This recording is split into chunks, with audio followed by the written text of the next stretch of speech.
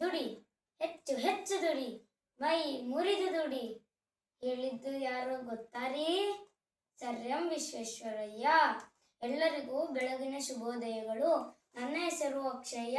ನಾನು ಇಂದು ನಿಮ್ಮ ಮುಂದೆ ವಿಶ್ವೇಶ್ವರಯ್ಯನಾಗಿ ನಿಂತಿದ್ದೇನೆ.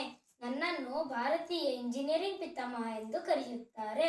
ನಾನು 1861 ಸೆಪ್ಟೆಂಬರ್ 15ರಂದು ಮುದ್ದೇನಹಳ್ಳಿಯಲ್ಲಿ ಜನಿಸಿದೆನು.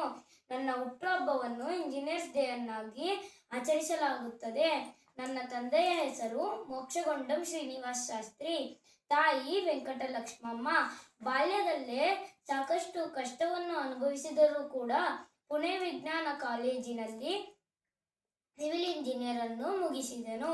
ಪ್ರಥಮವಾಗಿ ಮುಂಬೈ ನಗರದ ನೀರಾವರಿ ಇಲಾಖೆಯಲ್ಲಿ ಸೇವೆ ಸಲ್ಲಿಸಿದೆ.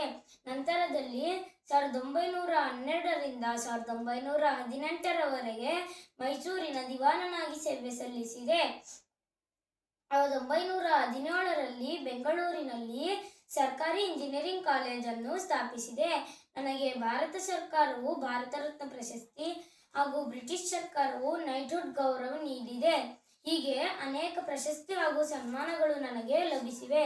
ನಾನು ನಿರ್ಮಿಸಿದ KRS ಡ್ಯಾಮ್ ಕರ್ನಾಟಕ ರಾಜ್ಯದ ಮಂಡ್ಯ ಜಿಲ್ಲೆಯ ಶ್ರೀರಂಗಪಟ್ಟಣದ ಸಮೀಪದಲ್ಲಿರುವ ಕಾವೇರಿ ನದಿ ತೀರದಲ್ಲಿದೆ. ಈ ಅಣೆಕಟ್ಟನ್ನು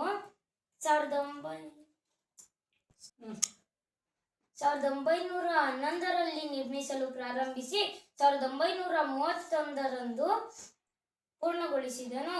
ಈ ಅಣೆಕಟ್ಟಿನ ಉದ್ದ ಸುಮಾರು 2620 ಮೀಟರ್ ಹಾಗೂ 49.45 TMC ಅಡಿ ಆಳವಾಗಿದೆ. ಈ ಅಣೆಕಟ್ಟು ನೀರಾವರಿ ಹಾಗೂ ವಿದ್ಯುತ್ ಉತ್ಪಾದನೆಗೆ ಅತ್ಯಂತ ಮಹತ್ವವಾದ ಅಣೆಕಟ್ಟಾಗಿದೆ.